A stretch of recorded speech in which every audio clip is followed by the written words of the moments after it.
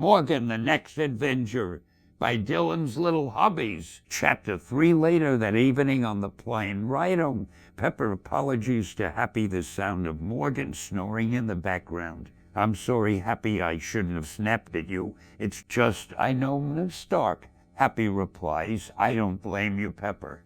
It was hard to watch my boss day in and day out work himself to death over protecting and setting up the future, just to have it all turn into ch. Pepper nods. Do you think the Iron Man project can really be used safely anymore? That's up to you to decide, Happy responds. Well, maybe I should ask Rhodey. Perhaps, but on another subject. Happy says and turns around to the sleeping beer noses behind them. Pepper smiles. What am I supposed to do with her? She has no friends, no interest. I send her to school only for her to skip classes and come home early. Happy laughed. It's your own fault for rewarding her.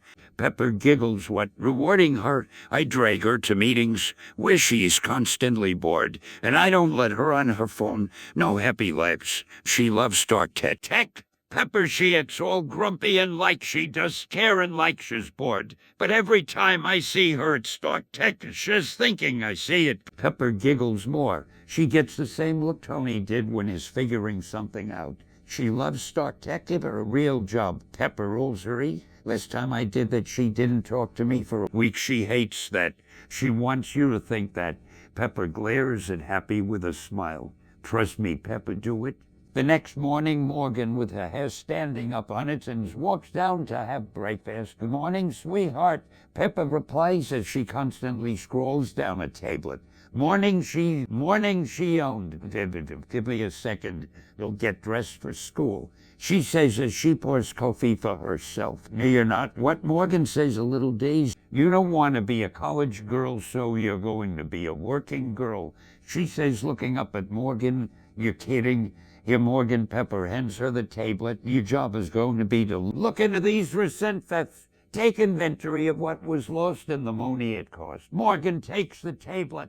She looks a little puzzled and rolls her eyes. Oh, Mom, really, you have all the numbers you need to call on the tablet.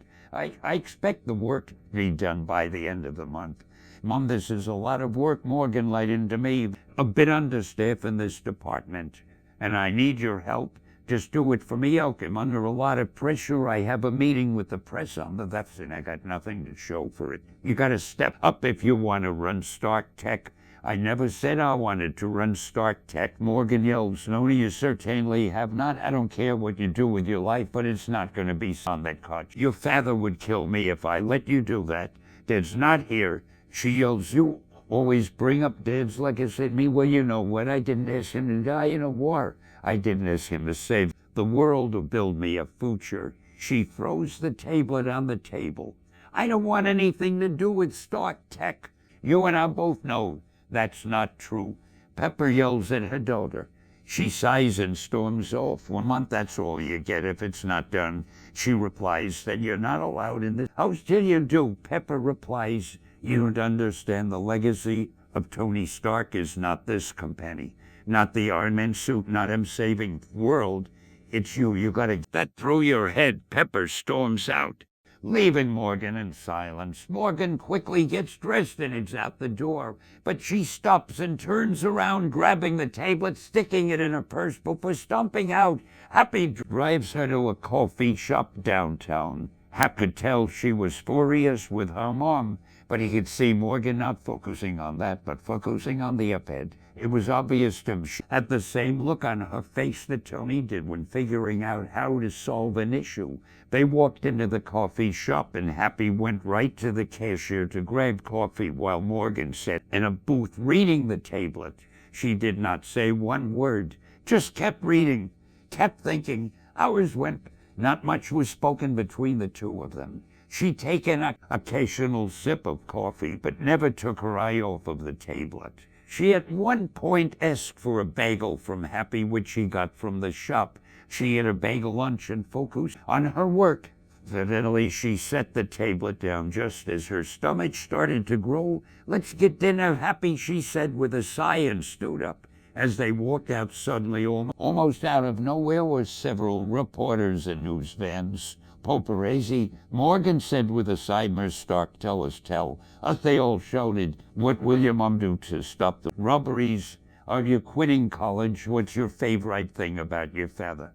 Tons of pointless comments and flashes surrounded her before Happy had a chance to act. No way to make it to the car. Happy said, run for it. Morgan replied happily, good idea. Happy sighed out of breath.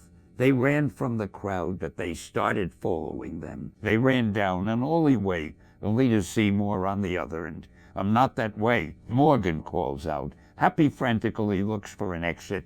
This way he calls out as he sees a crack between the two buildings just big enough for them to squeeze through, but they kept following even through there.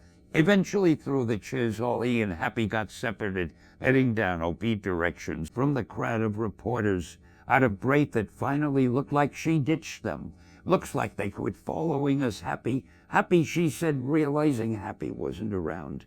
Come to think it, she had no idea where she was. She looked up, and while the city was brightly lit, it was starting to get quite dark in the shadows. She walked out onto the corner looking for name of a street. When she walked out, I'm sorry, she says frantically. You can see a bit of fear in her eyes as she reaches her, and now to help the man. He looks up. Morgan Stark, it's me, Sean. You know we have physics class from college together. Oh, yes, I shown it. She takes a deep breath, trying to calm down. It's nice to see a familiar face. Are you? Oh, yes, grabbing her hand as she pulls him up. Where's your butler? I'm oh happy. Yeah, I don't know. She's still a little frantic. We were running from the Poperesi and I got lost. You don't know what street this is, do you? I need to find my way home. She says frantically, looking for her phone in her purse, pushing her tablet aside. Where is it? Don't worry, he'll help you get home, Sean says. Then her stomach growled. She's been running so fast she forgot she didn't eat. Sean hears it, and as she nervously gets embarrassed, Sean smiles and says, I can also take you out to dinner. Dinner would be great, she responds with a smile. They head to a restaurant, and Morgan jumps down on a chicken salad like it's the first time she's ever eaten. Like the salad I see, Sean replies.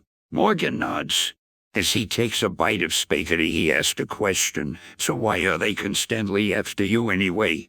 I mean, I know you're a steak. Morgan swallows. With everything going on and me being the daughter, the hero, they expect me to have answers. Do you? Sean asked. No, not in the slightest. Sean nods. Yeah, I heard on the news several Stark Industries trucks were robbed recently. That isn't even the start of it, Morgan replies. There's a large amount of robberies, a rise in them ever since the Avengers snapped back people. At first it wasn't that big of a deal. People figured the chairs would die down. But as sources and supply have slowly, when the robbery keeps climbing. Morgan finishes her meal. Yeah, it makes her think that Thanos guy might have been right. Morgan pauses for a moment as she stares at him. When I was a kid, I remember the world being a lot more peaceful, quite less crowded. How old are you? 27, Sean responds. Really?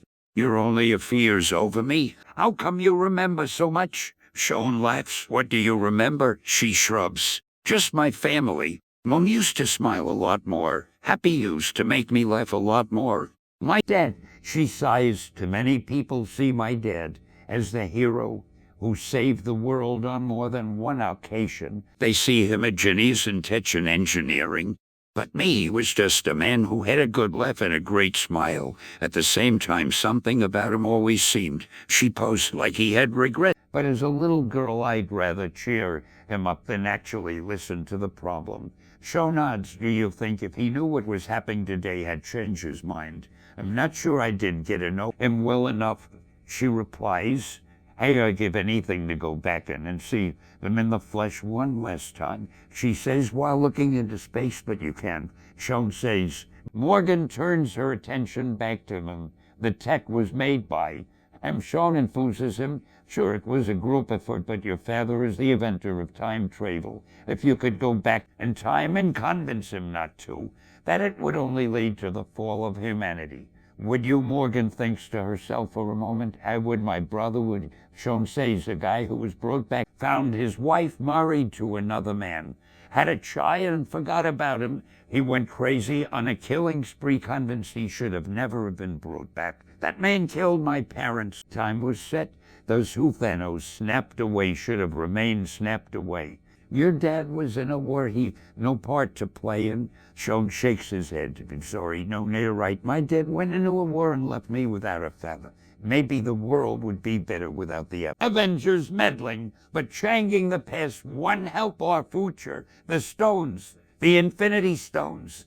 It's all in our history books. If they could do anything, why not get them and snap the world with more resources?